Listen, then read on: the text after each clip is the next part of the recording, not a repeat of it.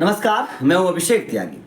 IPL 2024 तो हो गया, केकेआर जीत गई। 2024 के बाद अब 2025 की बारी है, लेकिन 2025 से पहले भाई साहब मेगा ऑक्शन से गुजरना पड़ेगा। हर टीम को मेगा ऑक्शन से गुजरना पड़ेगा। हर टीम के बारे में को अपनी अपनी रणनीतियां बनानी पड़ेंगी। हर टीम अपने अपने कुछ पसंदीदा खिलाड़ियों को मजबूरन छोड़ना पड़ेगा। हर टीम को छोड़ना पड़ेगा। लेकिन बात केकेआर की, केकेआर के मैं उन 5 खिलाड़ियों के बारे में बताऊंगा आप लोगों को, जिन 5 खिलाड़ियों को रिलीज करके केकेआर पछताएगी। मतलब उन 5 खिलाड़ियों को केकेआर को मजबूरन रिलीज तो करना पड़ेगा, लेकिन रिलीज करना नहीं चाहेगी केकेआर। ये 5 वो खिलाड़ी हैं जिन 5 खिलाड़ियों के दम पर केकेआर ने 2024 का मतलब चैंपियन बनी। 2024 में चैंपियन बनी केकेआर, और उसके बावजूद केकेआर को मजबूरन ये 5 खिलाड़ी छोड़ने पड़ेंगे। और मुझे तो ऐसा लगता है कि उसके बाद केकेआर के हाथ ये 5 खिलाड़ी आएंगे नहीं। ये बात सीधी सी है कि उसके बाद केकेआर के हाथ में 2025 में ये 5 खिलाड़ी नहीं आएंगे, और केकेआर की टीम जो है वो नहीं रहेगी जो 2024 में थी। अब वो 5 खिलाड़ी कौन से हैं जिनकी चर्चा इस वक्त है और जिनको छोड़ना नहीं चाहेगी केकेआर?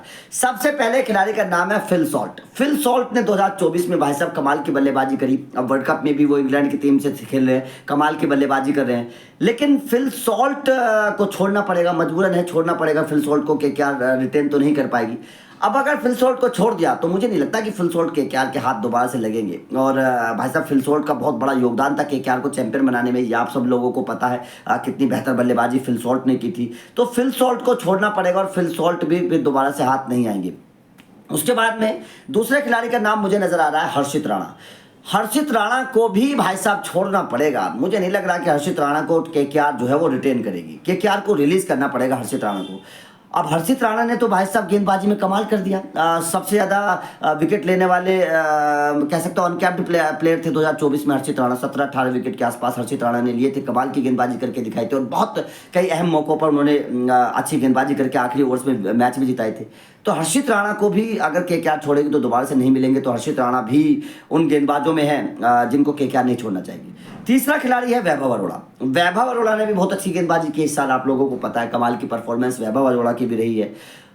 वैभव अरोड़ा को भी केकेआर नहीं छोड़ना चाहेगी, लेकिन मजबूरी है भाई साहब, क्या करें। 4 ही खिलाड़ियों को आप रिटेन कर सकते हैं, 5वां खिलाड़ी तो कर नहीं सकते। अब उन 4 खिलाड़ी में ऑलरेडी लगभग 4 खिलाड़ी फिक्स है। तो वैभव अरोड़ा को छोड़कर भी केकेआर पछताएगी। शायद वैभव अरोड़ा भी केकेआर के हाथ ना लगे, क्योंकि तमाम टीमों को ऐसे नौजवान खिलाड़ियों की जरूरत है। चौथा खिलाड़ी मुझे ऐसा लगता है कि शायद वेंकटेश अय्यर। वेंकटेश अय्यर को शायद केकेआर इस बार रिलीज करेगी, जैसा मुझे लग रहा है। जो सूत्रों के हवाले से खबर है कि वेंकटेश अय्यर को केकेआर रिलीज कर सकती है। अगर वेंकटेश अय्यर को केकेआर ने रिलीज कर दिया तो वेंकटेश अय्यर भी केकेआर के हाथ नहीं लगेंगे। ये बात सीधी सी है। अगर रिलीज नहीं किया तो बात अलग है, अगर रिलीज कर दिया तो वेंकटेश अय्यर भी केकेआर के हाथ नहीं लगेंगे। उनका भी बहुत बड़ा योगदान केकेआर को 2024 में चैंपियन बनाने का था। कई अच्छे मैचों में उन्होंने रन बनाए, फाइनल में रन बनाए, कई अच्छी अर्धशतक उन्होंने लगाए, बहुत अच्छी बल्लेबाजी की, अच्छे स्ट्राइक रेट से बल्लेबाजी की। तो वेंकटेश अय्यर भी केकेआर के लिए एक बहुत बड़े मतलब एक तरीके बहुत बड़ा एसेट है, बहुत बड़ा हथियार थे, जो कमाल की परफॉर्मेंस रही। तो नंबर 4 वेंकटेश अय्यर।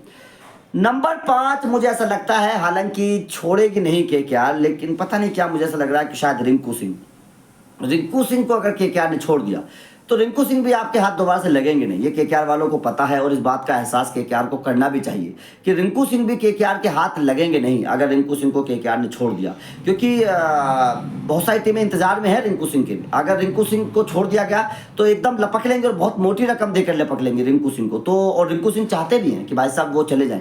तो इसीलिए मेरे हिसाब से ये 5 वो खिलाड़ी हैं जिन्हें मजबूरन छोड़ना तो पड़ेगा, लेकिन छोड़ना नहीं चाहेगी केकेआर, और फिर दोबारा से केकेआर के हाथ लगेंगे भी नहीं।